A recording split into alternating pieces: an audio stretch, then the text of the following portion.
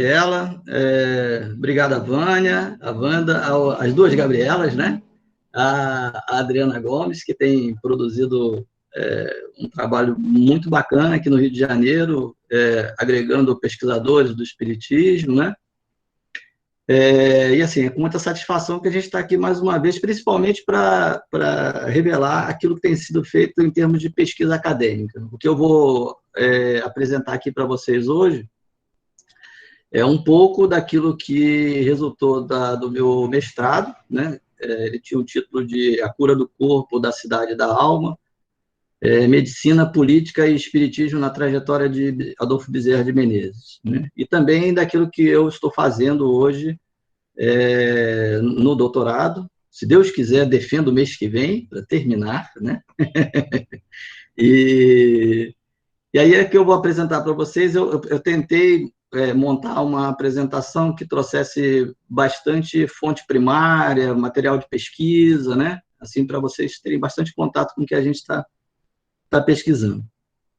Devo alertar vocês que, como a Gabriela falou, a minha formação inicial é em matemática, então eu lecionei matemática a minha vida toda, e, para azar de alguns aqui, eu só dei 3 aulas de história na minha vida. Uma delas foi uma das escolas onde eu lecionava matemática, quando um professor de história ele teve um problema, então durante uma semana eu dei aula para a turma, inclusive alguns alunos fizeram até um abaixo-assinado lá pedindo para que eu não lecionasse mais matemática e só passasse a ensinar história, né? Então acho que a experiência deve ter sido boa, ou então a de matemática era muito ruim. Além disso, eu também dei aula no pós-doutorado da Adriana, ela montou uma turma, ela ofereceu uma disciplina de História do Espiritismo na Universidade Federal do Rio de Janeiro, uma disciplina optativa, a turma lotou, né? E ela chamou vários pesquisadores para ministrarem aula, eu ministrei 2 aulas. A Gabriela não sabe, eu tenho um interesse particular em fragmentação de religiões, eu dei uma aula lá a respeito da formação de 2 religiões aqui no Rio de Janeiro, 2 linhas religiosas no Rio de Janeiro, uma chamada de Umbanda Branca e a outra chamada de Racionalismo Cristão, né? Também me interesso por algumas fragmentações do catolicismo, principalmente formação da Igreja Católica Apostólica Brasileira. Bom,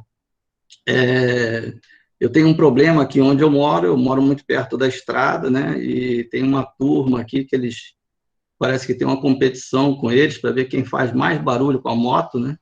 Minha esposa chama de a turma do Pinto Pequeno, e hoje parece que eles estão competindo, tá? Toda hora passam um aqui com mais barulho ainda, então se vocês ouvirem algum barulho aí, já sabem o que foi isso. Eu fechei tudo aqui, né? Mas vamos ver. Então eu vou começar aqui a apresentação, né? E a gente não vai começar falando de Bezerra de Menezes, não. Eu vou compartilhar aqui a apresentação. Vocês, por favor, me informem se tá tudo bem, se tem algum problema, né? Bom, para a gente entender essa questão da formação do Espiritismo como religião no Brasil, seria uma pretensão, além do que eu conheço, né, e do que eu pesquiso, falar desse tema em relação a todo o Brasil. Todas as minhas pesquisas são voltadas para o Rio de Janeiro.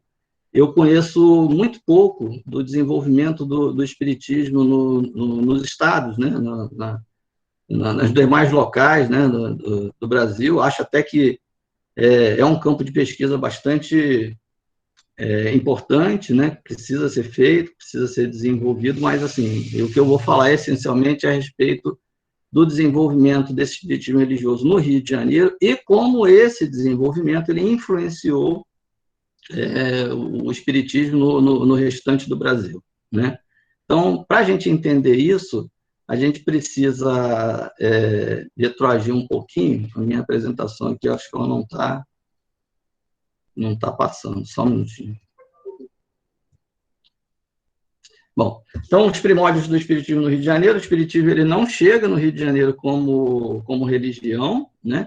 Ele é discutido por um pequeno grupo de franceses e de brasileiros que dominavam o idioma francês durante a década de 1860, a partir do início, finalzinho da década de 1850, início da década de 1860, já se discutia espiritismo no Rio de Janeiro, né? Casimir Letot, Adolphe Roubaix, e outros personagens que pertenciam a uma certa elite intelectual, né, de franceses que residiam no Rio de Janeiro. O Casimiro Letou era professor do Colégio Francês no Rio.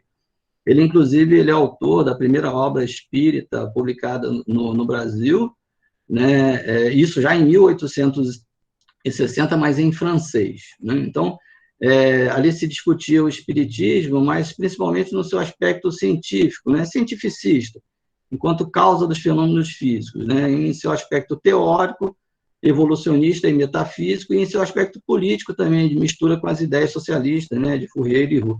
Então, há uma discussão de espiritismo já no final da década de 1850. A primeira obra espírita publicada é o Livro dos Espíritos, de 1857, então já muito próximo à publicação, já se discute espiritismo no Rio de Janeiro, mas essa discussão ela fica restrita a esse grupo, né? Um grupo bastante pequeno. Depois disso, a gente vai ouvir falar de espiritismo na Bahia, né, com o Luiz Olímpio Telles de Menezes, a formação do primeiro grupo espírita do Brasil, a formação do primeiro jornal também, né, o Ecos de Além Túmulo, isso já na década de 1860, né, e o espiritismo ele só volta a ter um desenvolvimento maior já a partir da década de 1870 no Rio de Janeiro. Nesse período, as pesquisas elas estão praticamente todas elas voltadas para alguns grupos que deixaram material escrito, que foram relevantes pela sua composição e principalmente pela composição do grupo mesmo, das pessoas que compunham esse grupo. Há um vácuo de pesquisa bastante grande com relação àquilo que a gente chama de grupos familiares, né? E não é por falta de material, não, tá? Essa foto que eu estou colocando aqui para vocês do Grupo Espírita São João Evangelista. Ele foi fundado em 1868, ele existe até hoje, né? Eu já tinha agendado começar a visitar o grupo, eles têm um material bastante importante lá de pesquisa, aí veio a pandemia, tive que adiar isso, né? Ele foi fundado em 1868 por um português. Nessa época, o espiritismo está bastante avançado em Portugal, um português chamado Manuel de Souza Abalo. Mais tarde ele vai ser preso, né, quer dizer, de 1868, ele vai ser preso em 1892, por conta da morte de uma pessoa nessa casa espírita que ele desenvolvia. Um dos processos, talvez, que a Adriana vai falar semana que vem, seja justamente a respeito do Abalo. Então, assim, material de pesquisa tem, mas existe muito pouca pesquisa a respeito desses grupos familiares, né, desses grupos que não faziam parte, digamos assim, da elite do que montou o espiritismo no Rio de Janeiro, né? O primeiro grupo organizado no Rio de Janeiro é a Sociedade de Estudos Espíritas, né, o Grupo Confúcio. Ele existiu de 1873 até 1879. É no Grupo Confúcio que vão ser traduzidos para o português as 3 primeiras obras da codificação: o Livro dos Espíritos, o Livro dos Médiuns e o Céu e o Inferno, e em 1876 o Evangelho segundo o Espiritismo, todos eles traduzidos por um médico chamado Joaquim Carlos Travassos. O Antônio da Silva Neto, que era um abolicionista e republicano, ele era formado em matemática e ciências físicas pela Escola Politécnica, um personagem que assinou o Manifesto de 1870, que escreveu no jornal República, né? O próprio Joaquim Carlos Travassos, que é um médico homeopata, que depois foi deputado, senador na primeira legislatura do Rio de Janeiro, Sequeira Dias, que era advogado, o próprio Casimiro Letou, né, também, que vai participar, e vários médicos, né? Eles têm como lema fora da caridade não há salvação, formam diversos momentos, né, de atendimento, né? Há uma ligação bastante estreita entre espiritismo e homeopatia nesse grupo, né? O artigo 28 do regulamento do grupo adotava exclusivamente o Livro dos Espíritos e o Livro dos Médiuns, ou seja, eles tinham uma orientação não religiosa, né? E eles vão publicar a primeira revista espírita no Rio de Janeiro, em 1875, chamada de Revista Espírita. Ela só vai ter 6 exemplares só publicados, e ela tem como direção o Silva Neto, né? Aí são as fotos do regulamento, né? O regulamento do Grupo Confúcio, ele está disponível também para a gente consultar. Isso aqui é uma amostra da Revista Espírita, chamada Revista de Estudos Psicológicos, né? A revista ela está montada para temas, né, bastante ligados à cura de males físicos, né? E há uma discussão que vai se arrastar nos seis, né, nos únicos 6 exemplares da revista, que é a respeito da questão da loucura, né? Eles vão discutir aqui, essa época, 1870, as teorias a respeito da loucura, do seu tratamento, né? Da própria doença em si, elas estão bastante em voga, inclusive no Rio de Janeiro, né? As teorias de Pinel, de Esquirol, e também as relações com o espiritismo, né? O espiritismo apresenta alternativas e explicações para a loucura, isso vai ser discutido dentro dos grupos, e é claro que isso vai reverberar para os outros grupos formados. Como eu disse, ele tem uma orientação, dita uma orientação científica, eles rejeitam o espiritismo como religião, e por conta dessa orientação, né, um grupo que já vai fazer parte, aí a gente vai ver uma das primeiras cisões no movimento espírita no Rio de Janeiro, ele vai se afastar, né, do Confúcio e vai formar um outro grupo chamado Sociedade de Estudos Espíritas, Deus, Cristo e Caridade, foi fundado em 1876. Como eu disse, a orientação ela é uma orientação religiosa, né, por isso o afastamento do primeiro grupo.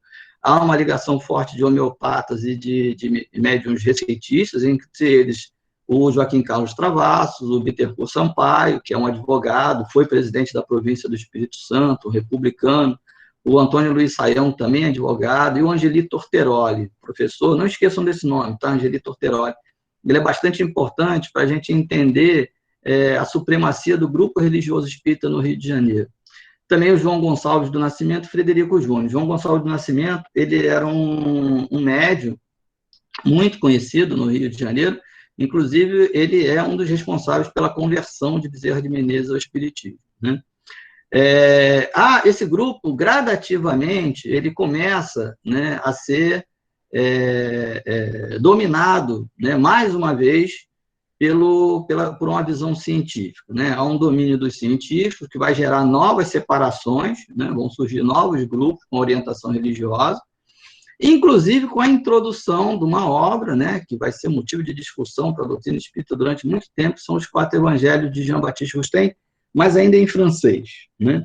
Esse grupo ele volta a ser dominado pelos científicos, e em 1879 assume a direção do grupo, muda seus estatutos, né, e passam a denominar de Sociedade Acadêmica Deus, Cristo e Caridade, né? Você vê a mudança é justamente essa, dá uma orientação científica.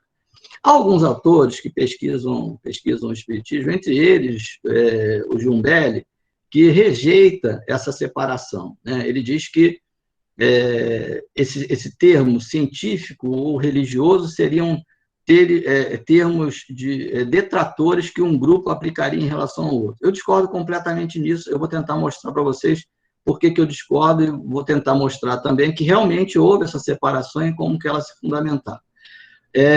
A sociedade acadêmica, como eu disse, ela muda os estatutos, né?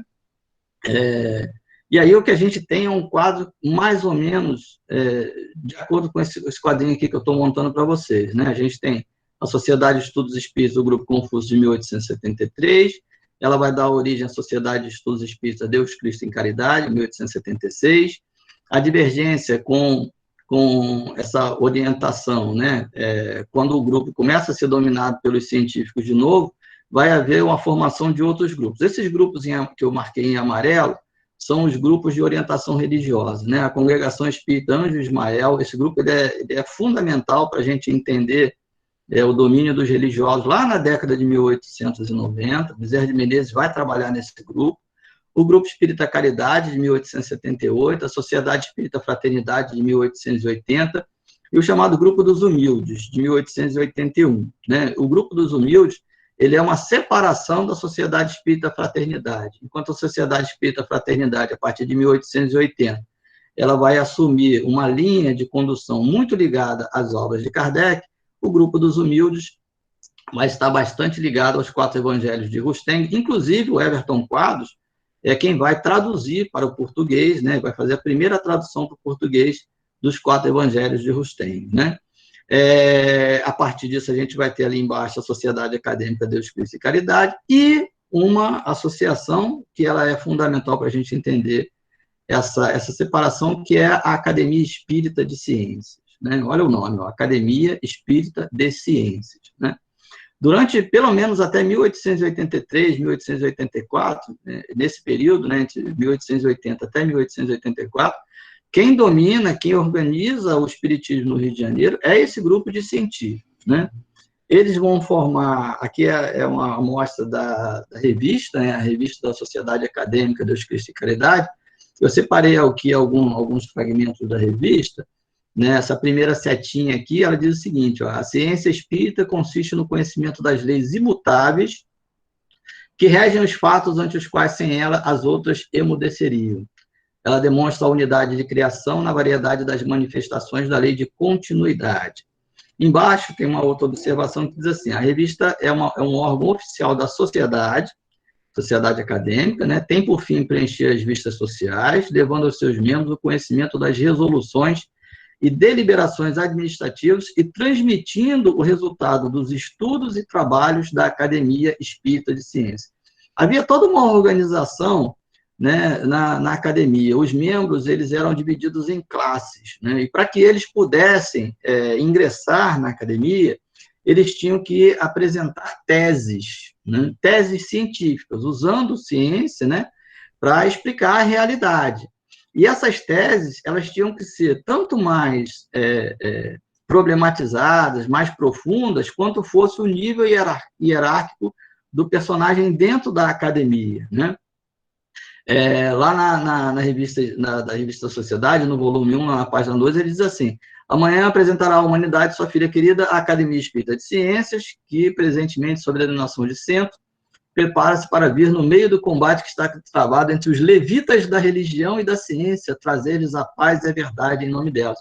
O objetivo, segundo eles, era acabar com a separação entre ciência e religião, né? Mostrar que seria uma coisa só. Bom, então eles dizem também que a academia ela tem a tarefa de difundir gratuitamente a ciência, avaliar o grau de conhecimentos filosóficos e científicos daquele que aspira a ser membro da sociedade, ou seja, todos os membros eles tinham que frequentemente estarem apresentando teses, né? E lá no finalzinho disse assim, ó, o membro graduado de sociedade, classe que se compõe academia, ter se distinguido no estudo e observação científica nos cursos, não sendo permitido a ninguém obter o último grau sem passar sucessivamente pelos dois primeiros, né? Então, eles formavam cursos, eles formavam reuniões, e os seus membros eles tinham que ficar apresentando teses, né? Bom, a sociedade ela vai sofrer diversos ataques da imprensa carioca, eu separei aqui alguns poucos, né? Em 1881, os jornais eles vão noticiar o fechamento, né, da sociedade pela polícia, né? Eles vão fazer uma visita ao ministro da Justiça, ele diz que não, mas acaba que a sociedade realmente foi fechada, né? Eles vão realizar o primeiro Congresso Espírita Brasileiro, em 1881, inclusive oferecendo prêmios, né, pela apresentação de teses. Foi realizado no dia 6 de setembro de 1881. Né? Vão criar também eles vão criar a primeira organização, que ela é anterior à Federação Espírita Brasileira, chamada de Centro da União Espírita do Brasil, né? E vão realizar a primeira exposição espírita do Brasil, né, para comemorar o primeiro aniversário da reabertura. Lá vai ter apresentação de trabalhos mediúnicos, correspondência da sociedade, periódicos, livros e por aí vai. Bom, o jornal da revista funciona até 1882. Em 1882 é lançado um outro jornal, chamado O Renovador. Tanto o jornal da sociedade, né, quanto o Renovador, eles são dirigidos pelo Torteroli, né? Inclusive, o Torteroli, ele é apontado pelos seus seguidores como o primeiro tradutor da Gênese, né, para o português. Eu só encontrei até hoje um exemplar do Renovador, que é esse exemplar que está aqui na tela. Em 1883, eu vou mostrar aqui para vocês, ele está falando aqui da exposição, né, da primeira exposição, só para vocês terem uma noção da quantidade de pessoas, né? Tem uma observação aqui que eu fiz aí, em que eles dizem que eles vão distribuir algumas obras como mimo aos sócios e colocam lá o número da matrícula, tá vendo? Eu não sei se havia mais de 906, mas pelo menos 906 pessoas inscritas na sociedade já tinham a numeração, né? Pode ser que tenha mais do que isso, ou seja, esse grupo ele já conseguia ter um número de sócios acima de 900 pessoas, né? Então, é um grupo bastante organizado. Em 1883, a gente vai ter o lançamento do Reformador, né? O jornal Espírita, que está funcionando até hoje, né? Ele nunca deixou de ser publicado. E observem que em 1883 ele tem o subtítulo Órgão Evolucionista. Uma das alegações para se criar o Reformador é justamente um local onde os espíritas pudessem se defender dos ataques que vinham sofrendo, tanto da igreja, quanto da imprensa, quanto da medicina. No ano seguinte, a gente vai ter aqui, eu coloquei, a minha pesquisa atual, eu fiz um levantamento no jornal católico do Rio de Janeiro, chamado O Apóstolo, quantas vezes se falava de espiritismo nesse jornal, né? Então, a gente observa que, por exemplo, na década de 1870, é claro que no jornal O Apóstolo, toda vez que se falava do espiritismo, tinha sempre um sentido negativo, né? Em 1870 só tem uma menção, em 1874 também, em 1875 já sobra para 7, né? Depois para 9, para 10, 79. Na década de 80, os artigos falando sobre o espiritismo no Apóstolo, eles explodem, né?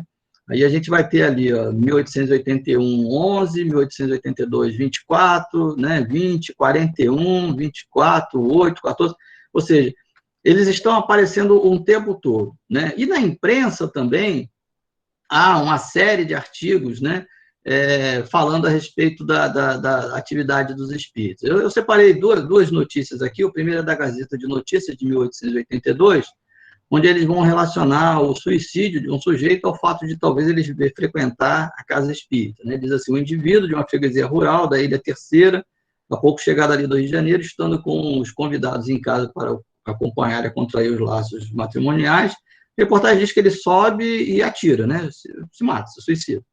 Né? E lá no final diz assim, desconfia-se que o infeliz se achava intimamente ligado à seita do espiritismo.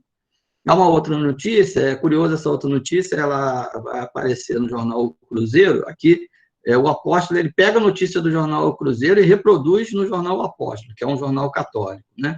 Falando sobre uma vítima do espiritismo. É curioso porque essa notícia ela aparece em 3 jornais diferentes, cada uma com uma versão diferente, né? Então, nessa versão aqui do Cruzeiro, ela diz que uma menina, uma pobre moça de 16 anos, soltava gritos atroadores, presa de alucinações, a autoridade remeteu ali para médicos, que descobriu que ela estava impressionada por conta de sessão de espiritismo. Isso vai aparecer em diversos momentos.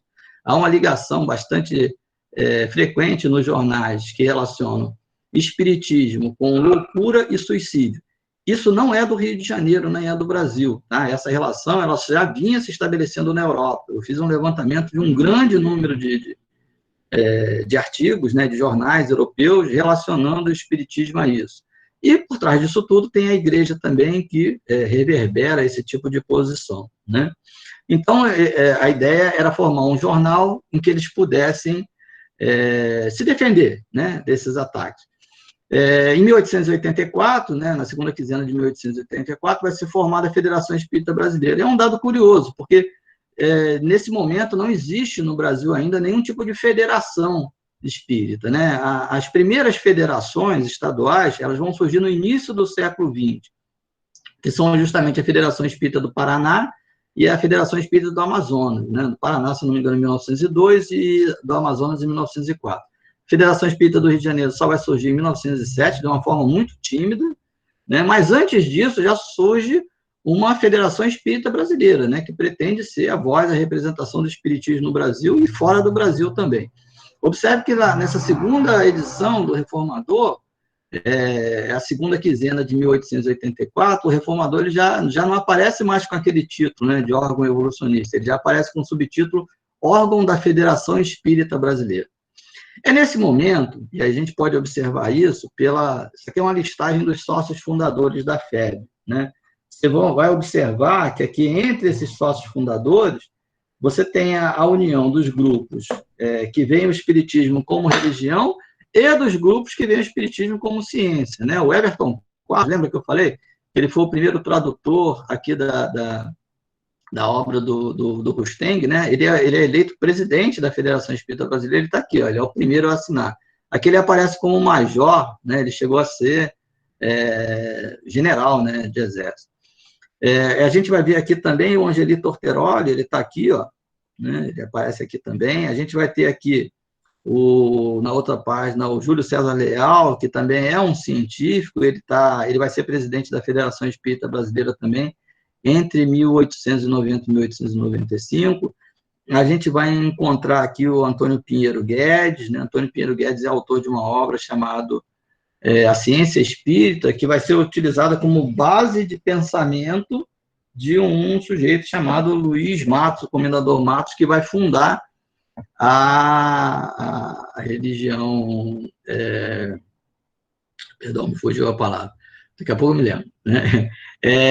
Mas ele vai utilizar isso, né, que vai surgir aqui no Rio de Janeiro em 1810. Bom, e aí, essa união, né, alguns apontam que essa união entre científicos e religiosos, né, ela se dá por conta desses ataques. Os jornais, a união, né, científica, ela não deixa de existir, ela continua existindo, né, mas eles se concentram tanto na federação quanto no jornal, no Reformador, e eles vão produzir várias atividades no Rio de Janeiro, que serão atividades assim que vão dar um impulso muito grande, tanto à divulgação do Espiritismo, quanto à captação, né, de seguidores e vai.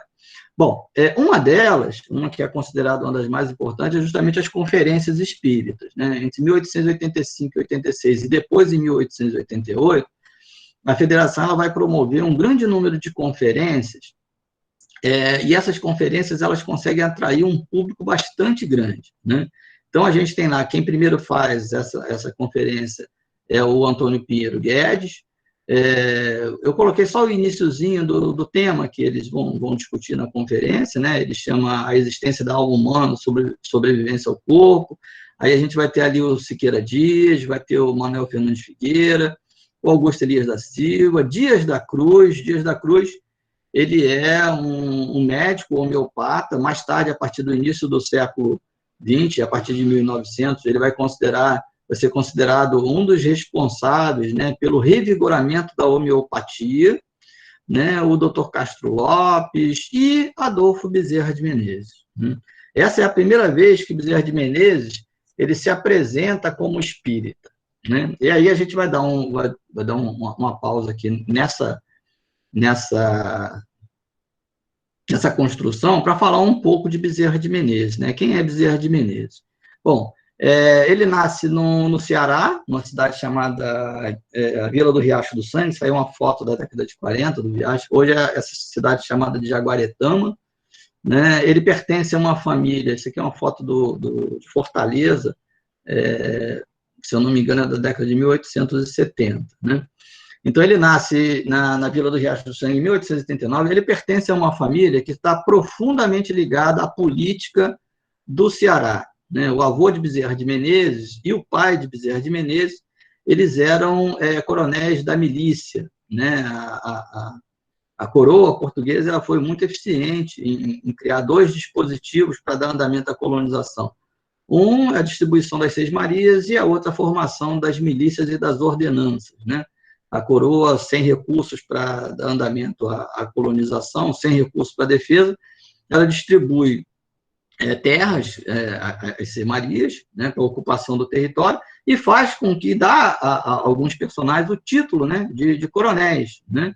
Eles são responsáveis por tudo, de fornecer o uniforme, até fornecer armas, né? Mas eles ficam com o título. Alguns vão dizer que isso aí será o início da formação do coronelato, né, no Nordeste do Brasil, e há uma relação bastante importante nisso. Né? O avô de Bezerra de Menezes, ele é um coronel da milícia, mas ele participa da Revolução do Equador, né, na tentativa de separação do Nordeste do Brasil, logo depois da independência. Ele é preso, né,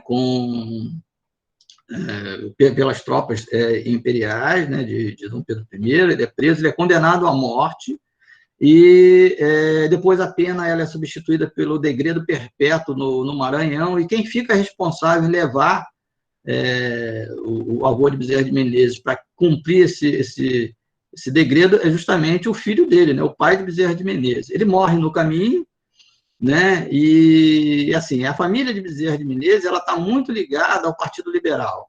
Né? Eles vão se envolver em várias atividades. O pai é vereador em Riacho do Sangue.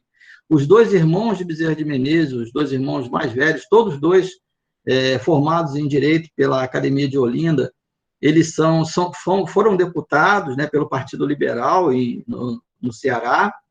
Né? E Bezerra de Menezes, já no final da década de 1840, ele vai para Fortaleza para estudar no Liceu do Ceará. Né? Bezerra de Menezes pertence à elite intelectual e elite econômica do Império. Né? Os colégios, as universidades, elas eram locais de formação dos filhos dessas elites. O Liceu do Ceará, nessa época, na década de 1840, ela não tem escola, as aulas eram dadas nas casas dos professores. Né? Os dois irmãos mais velhos dele, inclusive, foram professores dele no Liceu do Ceará. E há um fato muito curioso, que é o seguinte, né? Assim, nessa época, só havia 6 médicos no Ceará. Né? A gente só tinha 2 faculdades de medicina no Brasil. Uma ficava no Rio de Janeiro e a outra na Bahia. Né? Então, é bastante provável que Bezerra de Menezes nunca tenha visto um médico na sua vida. Né? Mas no Ceará, o presidente da província, né, o José Martiniano Pereira de Alencar, o pai do José de Alencar, escritor, né, ele criou na província uma figura chamada médico da pobreza. Né? E esse médico da pobreza, né, além de ser ligado à família de Bezerra de Menezes, ele também era professor do Liceu do Ceará. Né? E ele era responsável em atender a população pobre, atender os presos. E o Ceará, a Fortaleza, como era a sede, né, da província, cada vez que tinha uma seca, né, a população se dirigia toda para Fortaleza. Então, a gente acredita que essa vocação de Bezerra de Menezes tenha vindo justamente do contato que ele tenha tido com esses professores que eram médicos da pobreza, que atendiam, e que ele estava ali, né, envolvido e vendo aquele atendimento, aquele procedimento. Ele vem para o Rio de Janeiro, em 1850, para estudar. Essa aqui é uma foto dos retirantes, né, de 1877, lá no Ceará. Ele vem para o Rio de Janeiro em 1850, vai vir estudar medicina na Faculdade de Medicina do Rio de Janeiro. Isso aí é uma pintura do Debré, né, mostrando a rua, a chamada de Rua Direita, hoje é chamada Rua 1º de Março, fica no centro do Rio de Janeiro.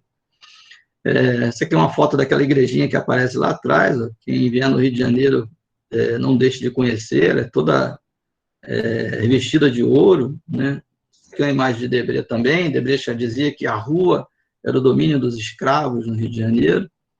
Né? Essa aqui é a imagem do Largo da Carioca. Lá no alto tem 2 igrejinhas, uma delas, vou mostrar aqui para vocês, é a igreja de São Francisco da Penitência. Não deixem de visitar essa igreja quando estiverem no Rio de Janeiro. O interior dela é assim, ó, ela é toda revestida de ouro. Tem uma imagem de São Francisco lá atrás, né, perto da imagem maior de Jesus Cristo. É fabuloso essa visita.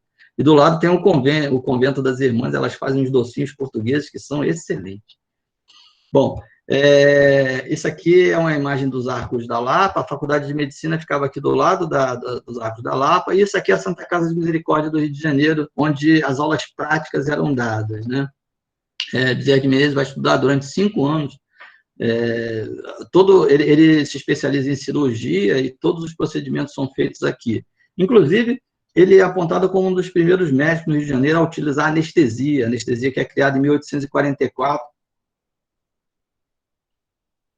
por dentistas americanos. Né? Ela é trazida para o Rio de Janeiro. Ele, como vai se especializar em cirurgia, ele começa a utilizar anestesia. Eu encontrei artigos falando de pacientes que morreram na mesa de cirurgia com ele, porque não se tinha muito conhecimento a respeito da dosagem, né? Se aplicava pouca anestesia, o sujeito acordava no meio da cirurgia. Se aplicava muito, ele morria. Né? Então, eles vão descobrindo isso na prática mesmo. Né?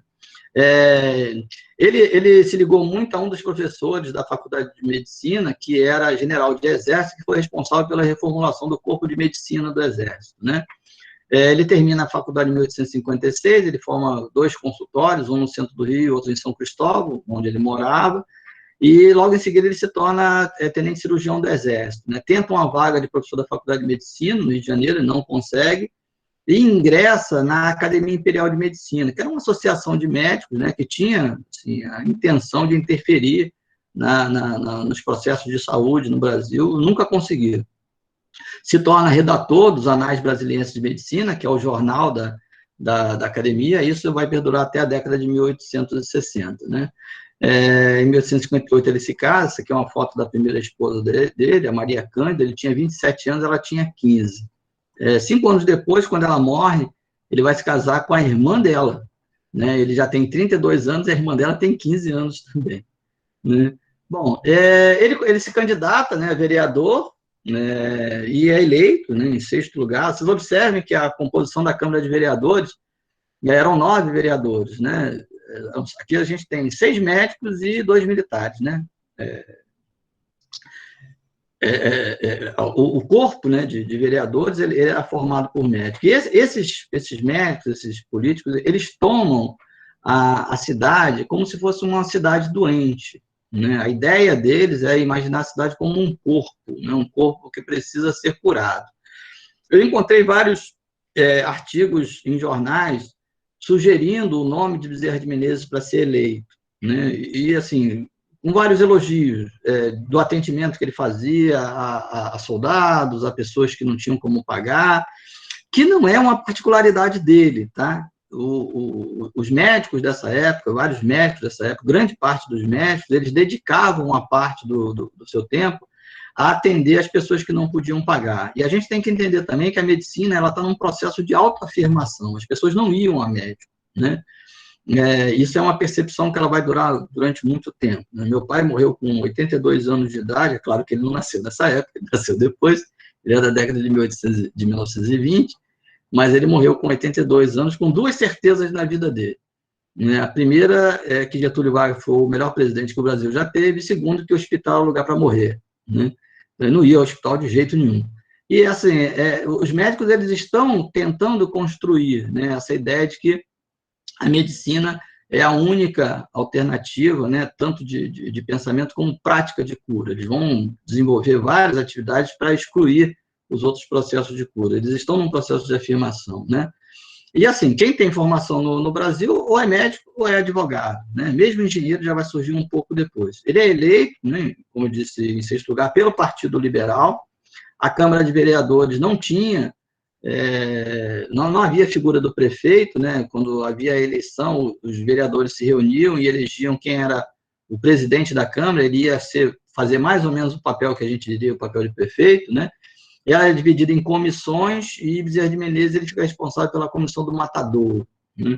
Logo assim que ele é eleito, ele se recusa a atender a determinadas ordens do Império, porque o Império queria colocar fiscais nos matadouros, aquilo era atribuição do município, ele se recusa a atender, né? Então, tanto ele quanto o Dias da Cruz, quanto mais 2 vereadores, eles são processados pelo Império, né?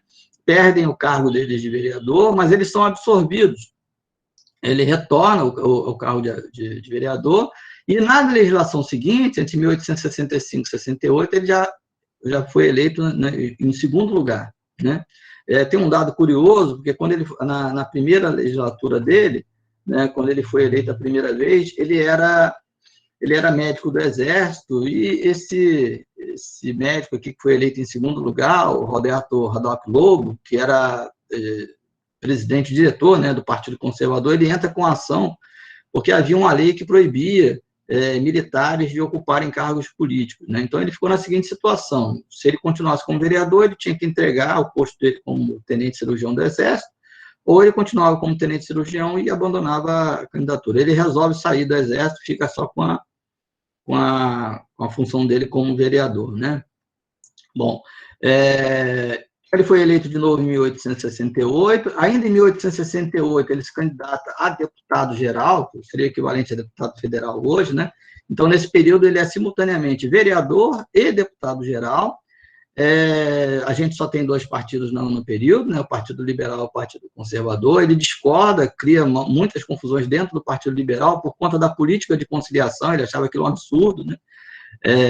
E ele faz, no primeiro discurso dele, em 1867, ele vai criticar justamente a postura, né? Ele faz um diagnóstico do Brasil e ele vai dizer o seguinte, que do ponto de vista político, o Brasil, né, o paciente, ele sofria de descrença, do ponto de vista social, padecia de corrupção, e do ponto de vista religioso, o seu mal era a incredulidade.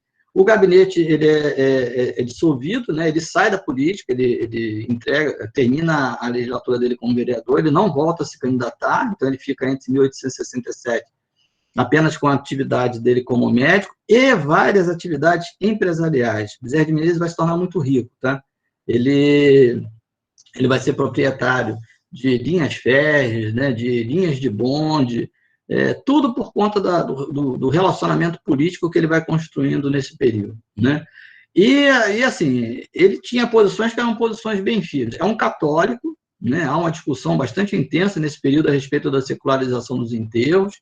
Ele é a favor da Igreja Católica, né? Ele tenta defender na Câmara a posição da Igreja Católica, que não admitia a ideia de que houvesse cemitérios laicos, né, no Brasil, né? Isso aqui é uma charge do jornal chamada Revista Ilustrada, né? O Angeli Agostini, ele era um caricaturista terrível, né? Ele fazia caricaturas terríveis de todos os políticos, aí aparece ele lá defendendo a Igreja Católica, né?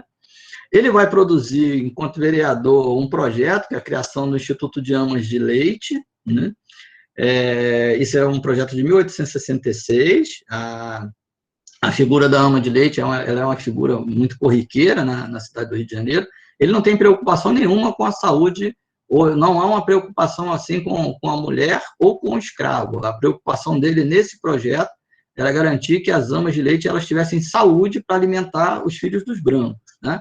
Eu coloquei aqui algumas imagens, algumas notícias de jornais, né, falando sobre o aluguel, né, de mulheres. Essa aqui é uma figura muito conhecida, que é da escrava Mônica, em 2 momentos da vida dela, né, bem novinha, lá ao lado do senhorzinho lá, e depois, quando o senhorzinho cresce, ela já de cabelos brancos, né. Ele vai ser autor, eu só conheço 2 projetos no Brasil que falam, não de libertação da escravidão, mas de emancipação dos escravos, que se preocupam com a situação que ficariam os escravos após a libertação, né? Um deles é do André Rebouças, né? Isso já na década de 1870, mais ou menos, e o outro é de Bezerra de Menezes. Ele escreve uma obra chamada A Escravidão no Brasil e as medidas que convém tomar para extingui-la sem dano para a nação, onde ele propõe, né, que os escravos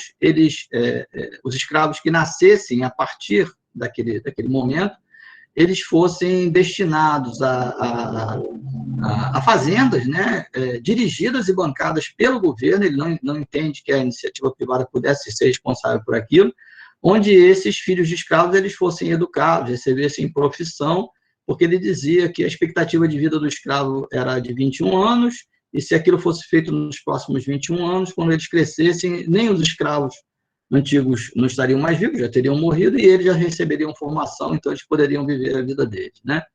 A gente sabe que esse projeto não foi levado a sério, né? Mas as 2 únicas proposições que eu conheço envolvendo isso são, como eu disse, do André Rebouças e de Bezerra de Menezes. Ele também vai ser o autor do primeiro projeto, né, de defesa da Floresta da Tijuca. O Rio de Janeiro sofria muito com a falta d'água e com a degradação da Floresta da Tijuca, por conta do trabalho que é feito. Vai levantar vários projetos, né? Ele vai se posicionar contra a derrubada dos cortiços no Rio de Janeiro, junto à Câmara de Vereadores. Ele vai discutir muito com o Barão de Lavradio, que era um deputado, um vereador do Partido Conservador, que tinha uma proposta de extinguir completamente, isso já na década de 1870, quando ele volta a ser vereador de novo, né? Já derrubar todos os cortiços, e ele faz um pronunciamento na Câmara dos Deputados em 1880, quando ele diz o seguinte: é conveniente acabar com as casas pequenas, mas isso quando os poderes públicos tiverem providenciado de modo que a imensa população pobre dessa capital tenha onde se recolher, né? Então, ele sabia que derrubar os cortiços não era a solução do problema, né? E é curioso, porque ele é um liberal, mas em alguns momentos ele vai dizer que quem é responsável é justamente o poder público. Ele vai produzir um documento falando sobre as secas no Nordeste, em que ele diz que quem tem que fazer a distribuição dos recursos não são os governos locais, mas o governo central. E ele era um franco opositor justamente da centralização do poder, né? Então, essas ambiguidades no discurso de Bezerra de Menezes, elas são recorrentes, né? Ele diz que ele quer a descentralização, né? Ele é um liberal, ele defende a iniciativa privada, mas ele fala que a construção dessa moradia, ela tem que ser partir do poder público. Bom, isso aqui, é claro que ninguém deu ouvidos a isso, aí deu no que deu, né? Essa aqui é uma imagem da primeira favela do Rio de Janeiro, o Morro da Providência, no final do século XIX, né? Essa aqui é a mesma imagem do mesmo morro. Ele também cria projetos para acabar com as fábricas de fumo, né, no centro do Rio, ele tem um projeto municipalista, ele tem projetos para licença médica dos médicos, né, dos trabalhadores, né, ele é abolicionista, ele tem uma série de projetos, né? Ele vai ser deputado ele vai ser vereador por 4 legislaturas, né, como eu disse, até 1868, depois ele volta em 1873, né, mais 2 legislaturas como vereador, mais 4 legislaturas como deputado, e em 1884 ele abandona a política. Quer dizer, ele abandona a política, não, depois eu vou explicar, né? Ele tenta se candidatar depois, mas a partir do momento em que ele se assume como espírita, ele não consegue mais ser eleito, né? A literatura espírita vai dizer que ele abandonou a política. Ele não abandonou a política. Ele tentou se candidatar, mas quando ele assumiu, eu sou espírita, ele não conseguiu mais votos para ser eleito. E ele sabia disso, né? Isso aqui é uma imagem do filme, né? Eu acho esse filme muito ruim, mas falando do primeiro contato dele com a doutrina espírita. A ideia que a gente tem de Bezerra de Menezes, ela está muito ligada aos construtores do espiritismo. E eles estão preocupados em construir a imagem, né, de um sujeito que é pobre, que é humilde. E assim, a gente, como pesquisador, a gente desconfia muito dessas construções. Mas essa ideia ela é plausível, né? Ela é plausível, primeiro, porque Joaquim Carlos Travassos, ele é médico também. Ele era ligado a Bezerra de Menezes, inclusive a tese, né, quando ele termina o curso dele, ele dedica a Bezerra de Menezes. Ele é autor da primeira tradução, então dizer que o primeiro contato dele com a doutrina em 1875 foi pela doação da obra de Joaquim Carlos Travassos, né, o Livro dos Espíritos da Bezerra de Menezes, ela é completamente plausível, né? Depois disso, aqui é a imagem de alguns dos médios que eu já falei, né, o Pedro Richter, o Bittencourt Sampaio, o Frederico Júnior, né? Depois disso, ele vai ter um problema de saúde, ele vai procurar o João Gonçalves, né, que é o médico que eu falei para vocês. O João Gonçalves vai fazer um tratamento com ele, ele vai ficar curado, a esposa dele também. E em 1884, o filho mais velho dele enlouquece, né, fica louco, tem um surto. Ele tinha conhecimento a respeito do que acontecia no Hospício Pedro II, havia um índice de morte muito alto, e ele começa a frequentar justamente o grupo Ismael, né, para tratamento mediúnico do filho, né? Mas ele só vai se assumir como espírita em 1886. A partir daí, ele vai construir uma obra bastante extensa, né, junto aos espíritas, né? Ele vai escrever, por exemplo, um livro chamado A Loucura sob Novo Prisma, que só aparece publicado pela primeira vez em 1908.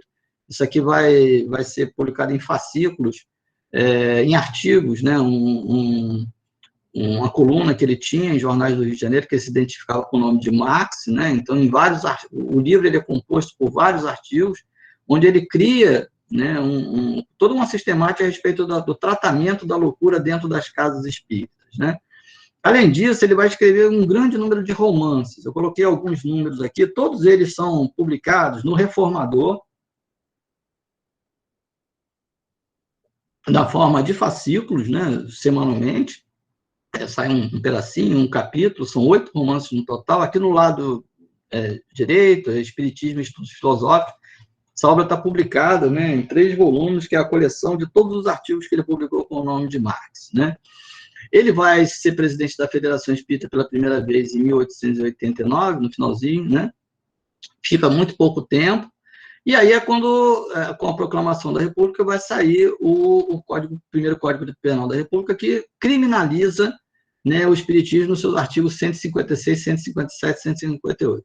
Eu não vou falar sobre esse aspecto, né, por 2 motivos. Primeiro, porque na semana que vem a Adriana ela vai tratar desse tema, né, as implicações jurídicas com relação, inclusive, ao Código Penal de 1890. A Angélica também vai falar sobre as relações entre espiritismo e loucura, então isso vai ficar mais por conta delas. Segundo lugar, assim, isso tem um efeito muito pequeno para os espíritas, né? Vai ter um efeito grande para aqueles que não estão ligados a esse espiritismo de linha kardecista, né? Aqueles seguidores de linha mais africanizada, esse sim, né? Inclusive os processos e as prisões, nesse período até o ano de 1900, isso só vai acontecer no início do século XX, em nenhum momento a Federação Espírita Brasileira ela é visitada por fiscais, não tem ninguém preso, não tem ninguém ligado a isso, né? A gente tem certeza que isso se deve à composição da federação, porque ali você vai encontrar advogados, vai encontrar médicos, vai encontrar deputados, vai encontrar senadores, vai encontrar políticos, vai encontrar comerciantes, né? Então, assim, eles não sofrem praticamente nada com isso. O grande problema da federação nesse momento é justamente a divisão entre científicos e religiosos. É isso que vai causar um arrefecimento muito grande dentro do movimento espírita nesse período, 1890, né?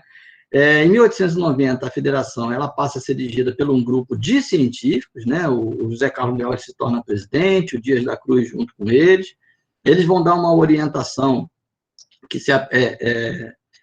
de uma linha, né, que procura aproximar espiritismo de experiências, né, relacionadas à explicação da realidade com o uso das ciências, com o uso do espiritismo, afastando completamente uma visão mais religiosa, né? Quem tiver curiosidade, quiser saber um pouco da trajetória de Bezerra de Menezes como médico, como político, como espírita, a minha dissertação ela já foi publicada pela editora Saga, já foi pirateada de todas as formas possíveis, então vocês vão encontrar na internet, né? E lá eu divido a obra justamente isso, vocês vão ter uma visão um pouco mais completa, digamos assim, de Bezerra de Menezes sobre esses aspectos, né? O importante é a gente entender que a grande guinada nessa orientação ela se dá justamente entre 1895 e 1900, né? A gente precisa entender que a proeminência desse grupo religioso mais ortodoxo, né, que eram chamados de místicos e que foi encabeçada por Bezerra de Menezes, alguns vão dizer que ela teria ocorrido por conta de circunstâncias, mas não é isso, tá? Existem ações que foram desencadeadas a partir desse período, né, que seguem um roteiro planejado, né, que era meio que continuação do que já tinha sido tentado por Bezerra de Menezes em 1889, na primeira presidência dele, né, e que vai ser encontrado num editorial que sai no dia 1º de agosto de 1895 do Reformador, publicado pelo Augusto Elias da Silva, chamado Espiritismo no Brasil. Bezerra de Menezes ele assume a federação, né, no dia 1º de agosto, em agosto de 1895, mas ele assume com a seguinte condição: ele só assumiria se ele tivesse poderes discricionários, ou seja, a partir daquele momento, a federação funcionaria da forma como ele quisesse, era ele que ia dar a orientação, né? O grupo concorda, ele assume, né? E a gente vai encontrar nesse documento o que seriam as diretrizes, né? A primeira dessas ações é a necessidade de uniformização dos trabalhos. Eles querem que os trabalhos nas casas sejam uniformizados a partir da orientação dada pela Federação Espírita Brasileira, né? O conjunto de orientações emanadas da FEB, e que vão ser publicizadas pelo reformador, eles vão refletir essa disposição de normatizar, a partir de uma visão religiosa, os trabalhos doutrinários, de assistência e de curas realizados pelas casas espíritas do Brasil e, mais particularmente, no Rio de Janeiro. Há uma relação bastante intensa entre trabalho, né, doutrinário e trabalho de cura, tá? Bom, aí o modelo a ser seguido é constituído pelo Grupo Ismael. Lembra que eu falei lá no início, aquele grupo, né, de orientação religiosa, que é o grupo onde Bezerra de Menezes vai levar o filho dele, né, na década de 1884 para tratar, né, girava em torno do estudo aprofundado dos textos de Kardec e de Rusteng, né? Além disso, essa orientação ela está acima da vontade humana, porque ela era reforçada pelo depoimento de espíritos, né? Vão aparecer depoimentos de Allan Kardec, né, do espírito de verdade, dizendo que quem deveria orientar o espiritismo no Brasil era a Federação Espírita Brasileira, né? Há um depoimento do Canuto Abreu, que é um historiador do espiritismo de orientação religiosa, né? É curioso porque Canuto Abreu ele escreve em 1930, e quando ele se refere a Angelito Orteroli, ele vai chamar Angelito Orteroli de o Anjo Vermelho, né? O emissário do mal, aquele que queria separar o espiritismo. E ele diz assim, o que se concluía no Grupo Ismael, a revelia dos seus humildes operários, cegos e coxos instrumentos do invisível, era um tratado espiritual de aliança entre as três mais fortes correntes espirituais que atuavam em nossa terra, e cujos polos eram a Federação, o Grupo Ismael e a assistência aos necessitados. A entidade fadada ao papel de centralizar essas ações seria a Federação Espírita Brasileira, em primeiro lugar, devido ao amplo diálogo que efetuava com diversas entidades espíritas espalhadas pelo mundo, havia um intercâmbio muito intenso entre a Federação Espírita Brasileira, jornais e entidades de fora do Brasil, porque era órgão do espiritismo brasileiro no estrangeiro, né? Em segundo lugar, porque sustentava o jornal espírita de maior circulação do país, né? Por fim, porque seus estatutos seriam capazes de abrigar todas as associações sedentas de liberdade para trabalhar, orientando aquelas que se desviassem do verdadeiro ideário de Kardec, ou seja, é a federação que orienta, que diz, o ideário de Kardec é esse, né? A composição da modificação da diretoria em agosto de 1895 e a subida de Bezerra de Menezes à presidência da entidade, como eu disse, com poderes discricionários, né? Vão criar novas determinações, orientações, né? O jornal ele passa a se chamar Mensário Religioso do Espiritismo Cristão. Lembra? Ele começa como órgão evolucionista, depois como órgão da Federação Espírita Brasileira, depois ele passa a ter o subtítulo Mensário Religioso do Espiritismo Cristão. E essa tríade FEB, Reformador, Serviço de Assistência aos Necessitados, ela vai entrosar ainda mais esses trabalhos, né? Bezerra de Menezes, ele é extremamente místico, ele é seguidor de Maria, né? Ele está ligado a um catolicismo assim bem entrosado, né? E ele faz uma declaração que ele diz o seguinte: uns cuidam do espiritismo sob seu caráter científico, outros cuidam do espiritismo em suas relações com a filosofia, e terceiros cuidam do espiritismo por sua face religiosa.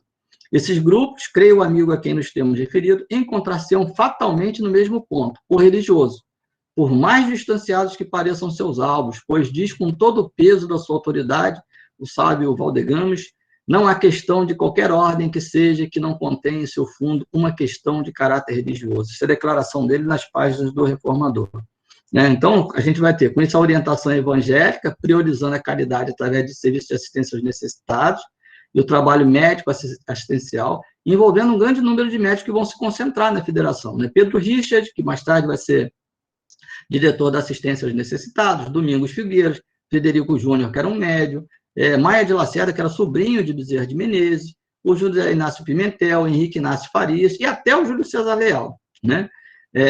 Eles vão dar a do Bezerra o aparato humano. Bezerra de Menezes ele vai introduzindo o serviço de cura dentro da federação. Eu mostro lá na minha dissertação que a partir de 1902, Bezerra morre em 1900, né? A partir de 1902, os estatutos da federação eles são mudados, né? Quem vai assumir a presidência vai ser o Leopoldo Cirne, e eles vão intensificar muito o trabalho de assistência. Tanto é que entre 1902 e 1911, a Federação Espírita Brasileira vai receber mais de 1.600.000 pessoas para atendimento médico da federação. Eu demonstro, né, eu uso um pouquinho do meu conhecimento de matemática, através de uma curva estatística, que é impossível que esse atendimento tenha começado em 1902. Na verdade, ele começou antes, já sob a direção de Bezerra de Menezes, mas ele não era divulgado por conta do Código Penal, né, e das restrições que aí impediam que o trabalho fosse feito. Né.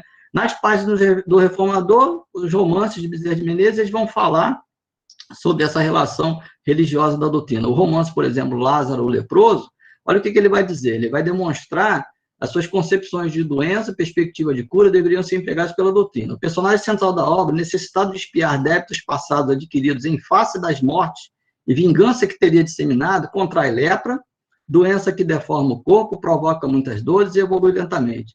Ao longo da obra, a profilaxia do mal se dá essencialmente pela aceitação da dor, pela reforma íntima, terapia do perdão e elementos que escapam a um tratamento médico específico. Né? Essa obra ela foi publicada também no Reformador. Na História de um Sonho também é a mesma coisa, né? Ele vai fazer uma relação clara entre dor, doença e elevação. Dor é uma ideia que ela está muito ligada a esse pensamento religioso, né? A dor como elemento de reforma. né? E na última edição, do ano de 1895, ele vai deixar bem claro o seguinte: ó, o médium pode ser equiparado ao sacerdote, a quem não é lícito considerar levianamente as coisas do seu ministério. E no ano seguinte, ele vai produzir diversos editais, né? Um chamado Os Tempos São Chegados, ele vai dizer o seguinte: 2 pontos se impõem à nossa atenção: o mau trabalho que fazem os grupos e a necessidade de uma nova orientação. Mais uma vez, fortificando aquela ideia que tem que ser centralizado através das orientações da federação, né? Em um dos editais, chamado de Falsos Profetas, ele vai escrever justamente isso: ó, o materialista ou positivista é inimigo franco, o clero católico é inimigo franco, o próprio ocultista com sua doutrina, que repele a revelação e a comunicação dos espíritos, né? Mas ele vai dizer que o pior de todos é o espírita, né, que acha que espiritismo é só ciência, né? Esse, né, aquele que só procura no espiritismo o maravilhoso, ele vai dizer lá no finalzinho assim: eles são inimigos ocultos, disfarçados, falsos profetas, né? Há uma disputa muito grande entre esses grupos, entre essa visão religiosa e científica. Existem alguns elementos que vão, eu vou adiantar aqui um pouquinho, né? Existem alguns elementos que vão explicar a supremacia desse grupo religioso, né? Primeiro, eles estão concentrados numa entidade, né, que é a Federação Espírita Brasileira. Eles gozam de um jornal que já tem uma ampla circulação, né, que é o Reformador. Eles conseguem fazer da Federação Espírita Brasileira um local de concentração das casas. Várias casas se reúnem ali, né? E eles têm um serviço de assistência aos necessitados. É isso que vai ligar, né, esse grupo, que é um grupo de elite, ao povão. As pessoas vão lá para procurar cura e para procurar assistência. Os científicos não fazem isso, né? Eles não têm um jornal de divulgação. Eles perdem a sua entidade. A última notícia que a gente tem nesse período, 1897, né, do Centro da União Espírita, ela quase que se desfaz, né? E aí, essa visão, ela vai ser uma visão que ela vai prevalecer, né? E ela vai deixar um legado. Isso que talvez seja o mais importante, né? Que legado é esse? É o legado que vai ser perpetuado dentro da Federação Espírita. Leopoldo Cirne, ele vai repetir, né, as orientações de Bezerra de Menezes, vai intensificar o tratamento, como eu disse, entre 1902 e 1911, são 1.600.000 pessoas atendidas dentro da federação, né? Isso vai durar até 1925. Só em 1925 a gente vai ter a primeira grande ruptura dentro da federação, com a criação da Liga Espírita do Brasil, né? Mas, assim, essa ideia de Bezerra de Menezes, embora ela seja muito forte, como eu disse, eu não conheço muito espiritismo fora do Rio de Janeiro, mas se vocês pesquisarem, vocês vão encontrar Centro Espírita Bezerra de Menezes, com data de fundação do início do século, em tudo quanto é lugar no Brasil, né? Então, vai se construindo essa imagem. E ela vai ser extremamente intensificada a partir da década de 1940, com a relação entre Federação Espírita Brasileira e Chico Xavier, sobretudo por conta de uma obra terrível chamada Brasil, Coração do Mundo, Pátria do Evangelho. Não sei se vocês conhecem, mas tem um professor da Unirio que ele estuda o varguismo no Rio de Janeiro, e quando ele tem um sotaque bem do interior de São Paulo, ele diz assim: meu filho, isso é um documento varguista, né? E você lê com o Brasil, Coração do Mundo, Pátria do Evangelho, Bezerra de Menezes é tido como um anjo que veio para salvar o Brasil, aparece lá nas páginas, né? E isso vai ser construído, né? Efetivamente. Bom, eu chego aqui ao final da minha apresentação, acho que eu até estendi um pouco, né? Ou não?